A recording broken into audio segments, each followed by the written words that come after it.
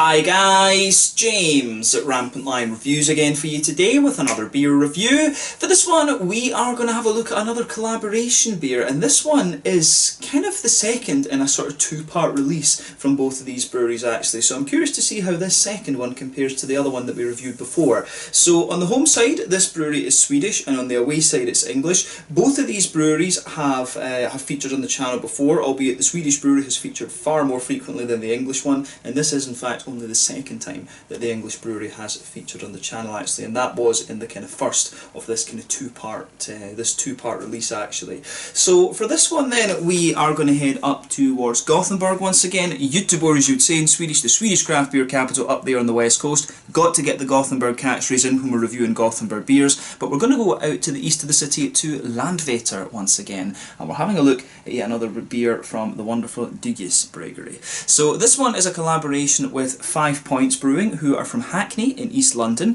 This beer is called the Bang, and it is a bourbon barrel-aged barley wine coming in at 12% ABV. So a few videos back you would have seen me review the Kapow, which was that was a rum barrel-aged version coming in at 10.7% ABV, and that beer was really pretty damn nice, I have to say. So I'm quite curious to see how the bourbon barrel version comes out actually. So yeah, very curious to see what this beer has in store for us. Brygger, as you guys will know if you've been watching the channel, are one of my favourite Swedish breweries, and it's always nice to review different things from them, of course. I've not reviewed too many barley wines actually, but this one might only be the third or so barley wine that I've reviewed from these guys over the years, but I think I've got about 40 or so reviews from Brygger in total just now. One of my favourite Swedish breweries and one of the most respected names in Swedish craft beer. 5 Points Brewing, of course, are a very well respected English brewery, at least in the London area. They've not got out too much more than that from what I gather, but they do some nice beers, and fingers crossed I can do some dedicated reviews to those guys at some point in the fairly near future. Maybe I can talk to Craig at Kent Beer Reviews about getting a hold of one or two of their beers to review for you, but we'll see how that goes. So yeah, curious to see how this one turns out. Nice to feature these breweries once again, and I hope that you guys enjoy my take on this beer as well. So let's see how we get on then. So as always with my reviews, I'll tell you a little bit about the breweries involved here before we taste the beer. If you want to get straight to the tasting, just fast forward. All the usual links are in the video description below. That's the brewery websites, the link to my other reviews that I've done involving Brygger, and my future reviews that hopefully I can do involving 5 Points Brewing. Like I said, they've only featured as part of a collaboration so far, but hopefully we can do dedicated reviews to them sometime soon. There's all the usual social media down there. If you want to see more reviews, do please consider subscribing to the channel. The whole channel, of course, has a geography-based tagging system, so you can go into the homepage and search for beer based on country, city, state, county, province, prefecture, whatever it is you're interested in. Do check out the playlists of beers from different countries. There is one there for all the Swedish beers that I've reviewed for you, and another list for all the English ones. This beer will appear in both of those because it is dual nationality, and as always, please do get in touch and let me know some of the other beers and breweries that you guys would like to see me review. It's always great to hear from you guys that are watching the videos, and the support that you show the channel is hugely appreciated. So anyway, on to my brewery notes then, to tell you a little bit about the breweries involved here then. We'll start with Brygger, since these guys are the home brewery. So Brygger, as I've told you many a time before, are based in Landvetter on the outskirts of Gothenburg on the west coast of Sweden, very close to Gothenburg Landvetter Airport of course. But the brewery was established back in 2005 in Mölndal to the south of the city by Mikael Engström Dugge, from whom of course it takes its name. So a few years prior to this, Mikael had met an Englishman who was selling lots of different second-hand brewing equipment and things like this, and this really got him thinking about brewing his own beer. So he studied the Swedish alcohol laws, which are, and were and still are, quite complex actually. He visited various breweries around the country, and then he started buying up equipment to put together his own brewery, and this culminated with the opening of the first Brygger building down in Mölndal back in 2005. Over the following years they continued to grow their customer base and grow their output, and by 2009 they'd outgrown their original brewery, so the following year they moved up to Landvetter in 2010.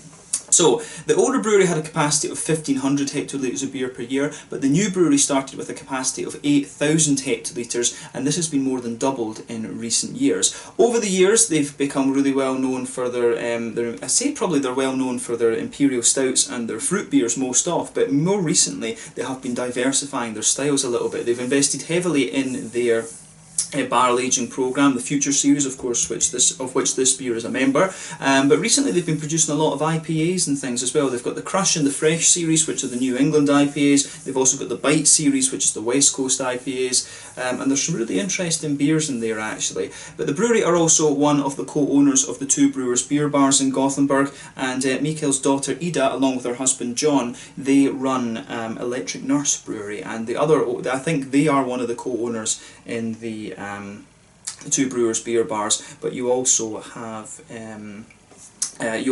the guys from All In Brewing as well, who are one of the numerous gypsy breweries that you'll find operating in the Gothenburg area. But as I said to you, Dugges Bryggeri are a very, very well respected name. Quite recently they celebrated their 15th anniversary. I think earlier in the year you would have seen me review the 315 beers from Dugges.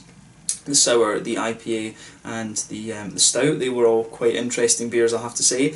But very well respected brewery. One of my personal Swedish favourites. And these guys, when they try different styles and stuff, they always tend to do it very well. So whenever anyone asks me about Swedish beers, then Dugges Bryggeri are one of the ones that I would often come across. The two sort of classic beers for me from these guys would be the Tropic Thunder. I need to try that again, actually. It's been a very long time since I drank that beer. And also the Egypt, which is their Imperial Stout. Those are two of the very classic ones that you're going to find from these guys. So would always recommend those. But that's all I can really tell you about Dugges Bryggeri for the moment. If you want to learn more about these guys, you can check out the brewery website. You can follow them on Facebook and Instagram to keep up to date with all the latest goings on, and you can of course check out the Rate Beer, Untappd and Beer Advocate pages to learn more about all the different beers that these guys have done. So let's go on to the next brewery then. Let's go on to the English side of things. 5 Points Brewing. So as I've told you before, 5 Points Brewing are based in Hackney in East London, and this company was founded back in late 2012 by Ed Mason. So Ed had a long background in the pub industry, and he owns the Pembury Tavern in Hackney and also the White Locks Alehouse in Leeds. But he paired up with Greg Hobbs, who became the head brewer, and they released their first commercial beers in March of 2013. Both men are from Hackney, of course, and they wanted to invest in their local area, so the brewery was started with funds from Ed's other businesses along with a few other shareholders. But the brewery can be found in some Victorian railway arches next to Hackney Down Station, and they also have the warehouse and tap room, which is a bit closer to London Fields.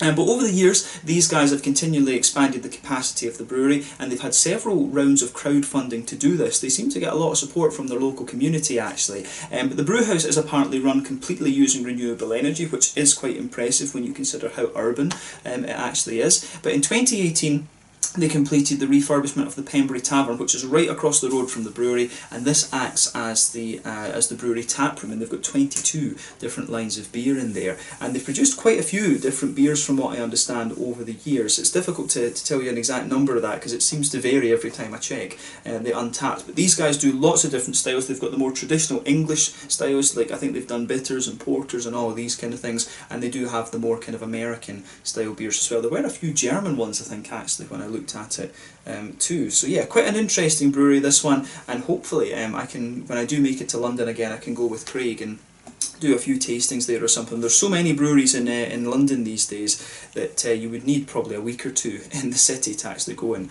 do do some out and about filming and get a good number of them. So yeah, maybe that's something I need to look at some point in the future. But yeah, to go and do some out and about filming in London, I think would be quite fun, and to get Craig along from Kent Beer Reviews for that would be very good. So we'll see about doing that at some point in the future. But yeah, I think this one, this brewery would be a nice one to visit. But yeah, nice to feature these guys once again, and as I said, hopefully I can do a couple of dedicated reviews to these guys at some point soon, so we'll see about getting that sorted. But yeah, that's all I can really tell you about 5 Points Brewing for the moment. If you want to learn more about these guys, you can check out the brewery website, you can follow them on Facebook and Instagram, as I always say, and you can check out the Rate Beer, Untappd and Beer Advocate pages to learn more about all the different beers that they've done. So yeah, let's have a little look at this beer itself then. So I'll just let you have a little look at the artwork before we open up, and as you can see, the artwork on this one is quite similar to what you'd expect from Dugges, and quite similar to you know, overall what you would expect or you know what, that's the same as, basically the same as the artwork, on the Kapow, to be honest with you. Brain's not working today. There you can see there is the Future Series symbol. As I said to you, this is the Dugis Barrel Age Series. It's a plain gold bottle cap on this one. I always complain about this. Dugis need to get black bottle caps with Dugis written on them, or even just with a D, something like that. They need to get that. That's, you know, I always say that about Dugis Brewery. They really need to get those. But there you can see the 5 points brewing there, and I think, if I remember rightly, the 5 points name, it's a reference to the fact that where the brewery is, there's like 5 junctions or something like that. It's taken, it is a very local thing actually. Oh, there's a wee bit of sediment floating around in this one, yeah. But it says on the side here, this is Bang. Together with 5 points from London, we brewed a 100% Pilsner malt and Scotch ale yeast fermented barley wine, giving us a clean classic with a twist. Then we aged it on freshly emptied bourbon barrels through time travel and hibernation, elevating the beer to a whole other level. Onomatopoeic. So yeah, pretty cool. As I said, the last one was a really interesting beer. It's got a lot of, the last one had a lot of really interesting characteristics to it actually, so I'm curious to see how the bourbon barrel aged one comes out. But yeah, let's get this guy out and we'll get on with the tasting here. The other thing I should say about this beer is this collaboration between Dugis and 5 Points came about because Dugis hired Rebecca Norman, who is, I think she's their main brewer now. I don't know if she's quite head brewer, but she is doing most of the brewing activities at Dugis Bryggeri. But she used to work for 5 Points, and that's how this whole thing came about actually. Yeah, there we go. But yeah, so as you can see, this beer, and this is the kind of point I made with the last one as well, with the Kapow. One of the things that you'll always say is, I always say to you, the colour of your beer really depends on 2 things. 1, the type of malts that you use, and 2, the length of the boil. Now a barley wine is going to have, be a very long boil beer. Usually it's at least 4 hours that they boil these things for. So as you can see with this beer, this one is actually a very light coloured barley wine, and this is just because you're using Pilsner malt.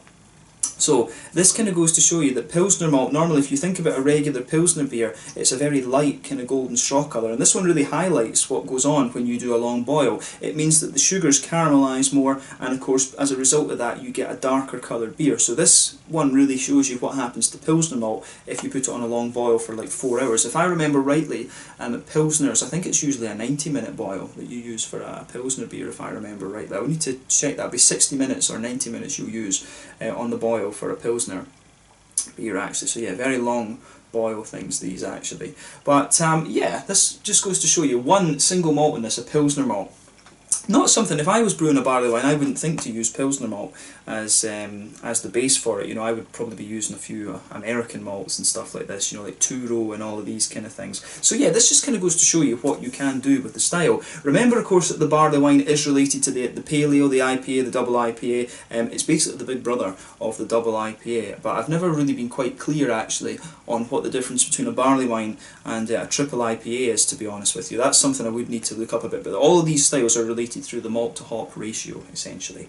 But you can see when this beer poured, it poured with about a 1/4 finger of a frothy, I would say kind of cream coloured head. That's faded away to be pretty much, you know, to just be kind of pretty much nothing. There's just a little bit of a kind of wispy layer sitting on top there. You've got a nice little foamy ring around the edge of the glass, and the beer itself is actually quite clear. In terms of colour, I would describe this as quite a rich, almost blood orangey colour, quite similar to what you would expect of a West Coast double IPA. But yeah, it certainly looks the part. 1 or 2 big bubbles sticking towards the side of the glass, a few little ones going up towards the bottom of the head there, or the bottom of the wispy layer, we should say. And yeah, you've got a few little, you can see little tiny particles of sediment floating around in this one. Maybe I had the fridge just a little bit cold, but who knows. But it's certainly a nice looking beer, definitely one of the lighter barley wines that you're going to come across. So let's have a closer look at the aroma of this one then, and just see how we get on. Quite curious about this beer. Ooh, yeah. So yeah, straight away with this one, again, the bourbon barrel aging in this, or the barrel aging component of it, is really pretty obvious. I mean, that's it, it comes out straight away. So there's a really nice, how would we say, there is a very nice kind of sort of brown sugary element to me. This, I've always said that you know, I'm not a mad whiskey enthusiast. I do like a whiskey now and then, and I like tasting the different ones.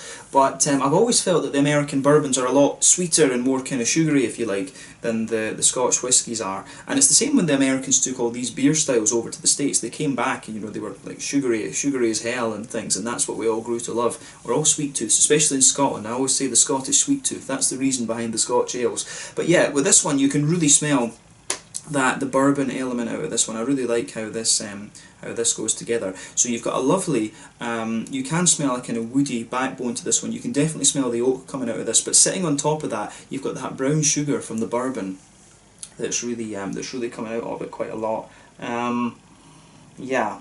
And the Scotch ale yeast in this one, again, this is making it quite interesting. But yeah, the oaky backbone to this beer, there is a wee tiny hint of vanilla in there, but you've got a really kind of caramelised brown sugary note out of this one. There's a lot of sweet caramel in there, good little bit of honey, things like that. Yeah, straight up caramel, a little bit of a kind of slightly more honey note, and there is quite a bit of a biscuity character to this one for me, a McVitie's digestive biscuit, and that sort of makes it seem a little bit more honey-like. I would say that this one definitely comes across as being a little bit more brown, like sort of biscuity and honey-like than the other one did, and maybe it's interesting that, because maybe it's the bourbon barrel aging, but usually, you know, I would have thought, you know, rum's a sugarcane distillate. It's you would probably think that would be a little bit more kind of brown sugar in that, but I guess with the rum, you get a bit more of a kind of vanilla element out of it, actually. So it's an interesting, I have to say, it is an interesting choice of barrels, actually. And it's not often with the other one that you come across rum barrel aging for a barley wine. It's fairly common for stouts, right enough, but not often for barley wines. But yeah, the backbone of this beer is interesting. You can definitely get a little bit of a kind of bready element to this one. You do get a nice little bit of white bread and a kind of bread crusty type vibe. You can smell that there in the back, especially if you take it in a bit more deeply. It does smell like the beer has a really bready base to it. You get the nice woody notes underneath. You've got a little bit of a sweet kind of biscuity caramel, and as I say, a little bit of that honey, McVitie's digestive sort of the thing. The malty base in this beer is fairly kind of straight shooting, and I think the bourbon barrel aging just makes it, I think that it sort of amplifies the brown sugars a little bit, to be honest with you, and you do get those slightly kind of vanilla and oaky elements sitting underneath. On the hoppy side of things then, what we're going to say about this, I mean, when this beer's barrel aged, of course, the thing to remember is that quite a lot of the hoppy character is going to drop off, but you've got a nice little bit of earthiness comes out of this one. There's a little touch of floral aromaticity, and there's also a little bit of a lighter kind of grassiness to the beer. So yeah, I like this one. I do like that. I mean, it's very, I would guess that it's maybe an English or a German hop that's been put in this one. I mean, with barley wines, it's usually a Bramling's Cross that the English would use in them. I think it's like Summit, and Eureka's a very good one from America as well, actually, to use in the barley wines. I think Williamette can be fairly popular for these as well, come to think of it. Cascade is quite good to use in barley wines too. But yeah, it's the fruit that usually should kind of give it away, to be honest with you. And I'm honestly not sure about this one. The green side of the hops comes across as a little bit more German, of course. The Germans would use Northern Brewer for Doppelbocks and things like that, and it does actually smell a little bit like that, to be honest with you. But the fruity side of things, there's quite a bit of a juicy sort of figgy note to it. There's a little bit of a, yeah, there is a nice little bit of a kind of, how would you say? There is a nice wee touch of kind of apple and peary ester to this one, which is quite interesting. Quite a bit of apple and pear for me. There's a wee bit of maybe even a bit of an apricot as well. So I get a little bit of fig, maybe, yeah, a little bit of a figgy note, quite a lot of peary, apple and pear, and then just a wee bit of a, how would you say, yeah, just a wee bit of a kind of apricot, you know, underneath actually. I think I said the same about the Kapow as well, actually, but we shouldn't compare too much. We should be considering them as their own beers. But yeah, take a little bit of time and enjoy the aroma. This is a very quirky barley wine in a lot of ways. A lot of the breadiness and things and the yeasty notes you get out of this are quite interesting because it's a Scotch ale yeast. But yeah, let's have a taste of this one and just see how we get on. So this one is the Bang, brewed at Duggies Bryggeri in Landvetter, out to the east of Gothenburg, in collaboration with 5 Points Brewing from Hackney in London. Let's get stuck into this. Slàinte, skål, cheers.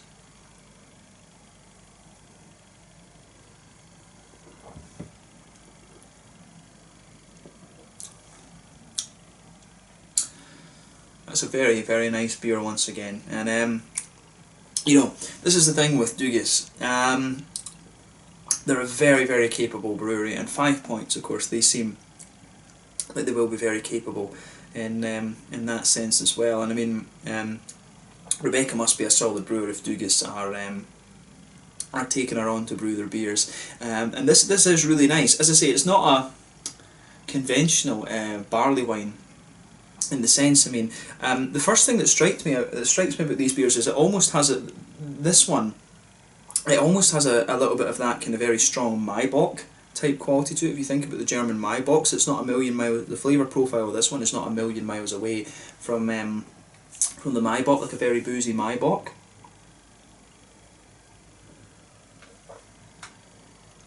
And you do get the Scotch ale character out of this one quite a lot as well. I mean, with the barley wines, normally you'd think the English barley wine, it's usually a little bit more kind of toasty than this and a little bit more sort of phenolic, if that makes sense, whereas the American one is very, very, very oily. And you get a lot of very, very sweet caramel out of this one, whereas this one really leans more towards a kind of biscuity. It really leans more toward a kind of McVitie's digestive biscuity kind of note, actually. So these two beers are not barley wines in the kind of traditional sense, I would say, but they are very, very nice beers. And that should be the main question, of course. Is the beer nice? Absolutely yes.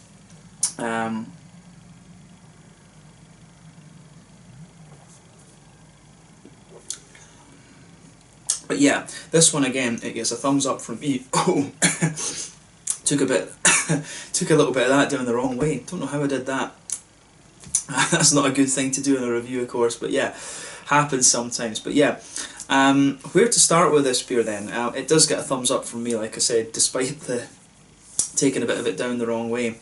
But yeah, let's break this down then. So straight away on this beer, you can feel the nice kind of oaky woody note that just blankets the middle of your tongue. Middle third of your palate, back third of your palate, you can feel that nice oaky base from the bourbon barrels. If you go further forward onto the front part of that middle third of your tongue, you will get a bit of you will get a slight little bit of vanilla out of this one. But again, I really find this beer very brown sugary. It's hard. I mean, with the rum barrel aged one, it was almost like the brown sugars came across as a little bit more kind of like Werther's Original, like butter candy sort of things. With this one, it is more of a kind of, it's almost a little bit more like the same kind of sense as like maple syrup and biscuit. It's almost a little bit more like that you're getting out of this beer. So yeah, that's what I'd say that's the main difference between those two. This one, remember, is 1.3% more alcoholic, if you like. It's got another 1.3 ABV.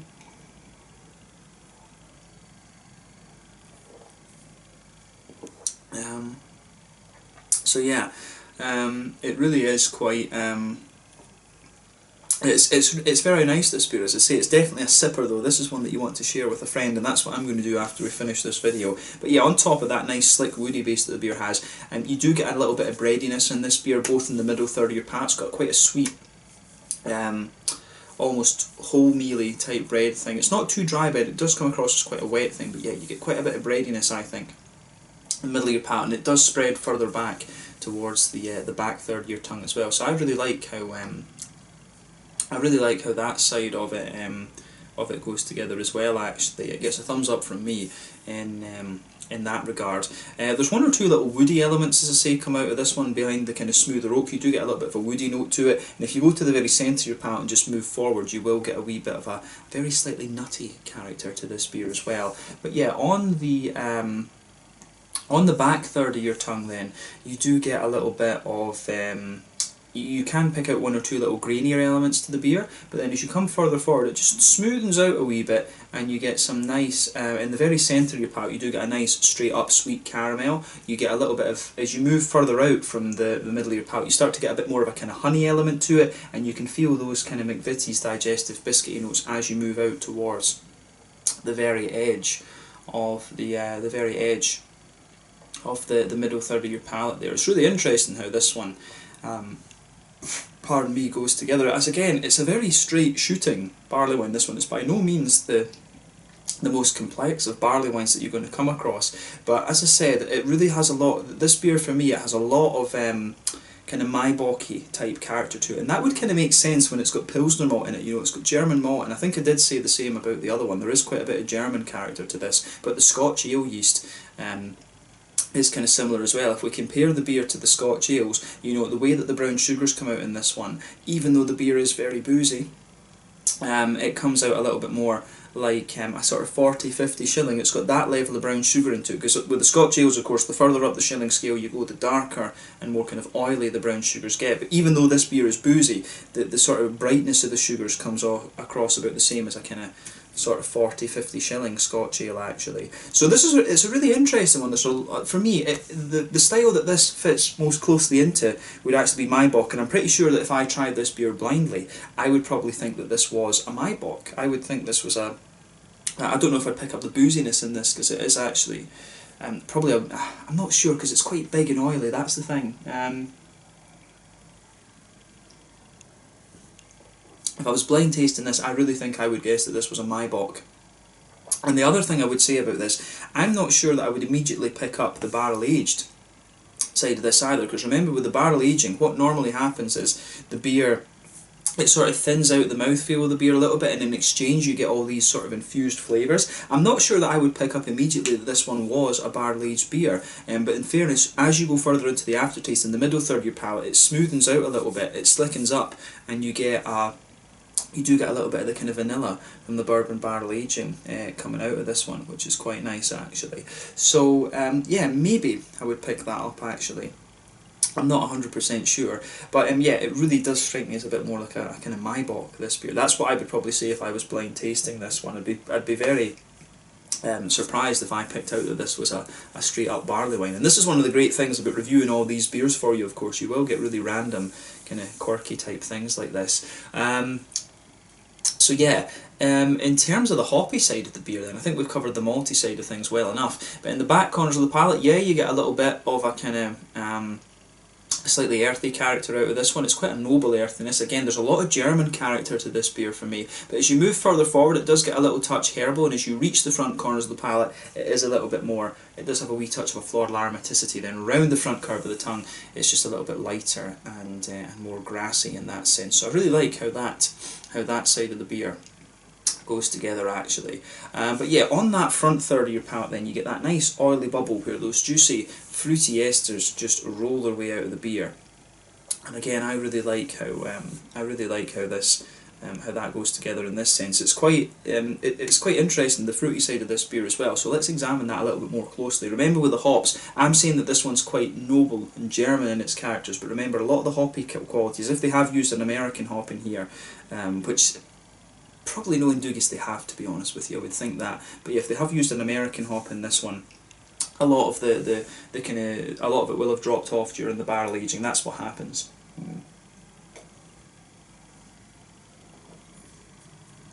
But yeah, fruity side of things. Again, and I said the same about the other one, this one, it has a wee bit of a slightly juicy, almost figgy quality to it, but the thing that jumps out at me with this beer would be sultanas. It's really got a very kind of sultana type fruitiness to it.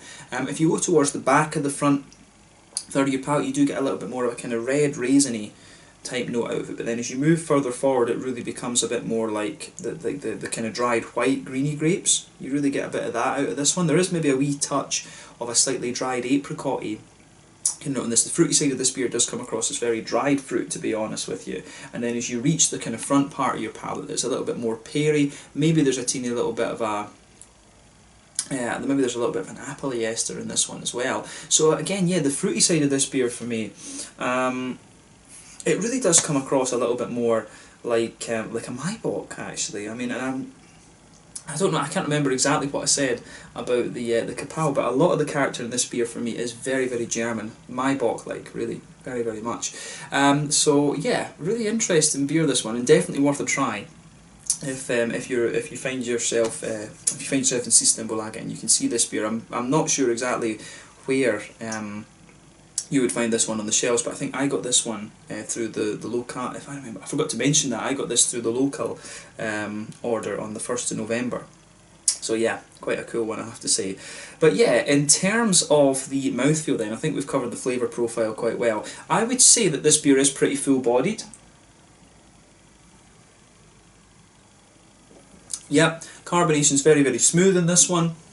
The mouthfeel overall is really quite oily rather than anything else. You know, big oily full-bodied mouthfeel. In terms of hoppy bitterness, you know, it's only about 15 or so IBUs, I think. I wouldn't be. This beer's not high in its IBUs at all. Yeah, 15, maybe even 20 IBUs at an absolute push. The malt base, like I say, really nice and quite sweet, very oily malt base to this one, and it does have a few kind of grainy elements come out of it later.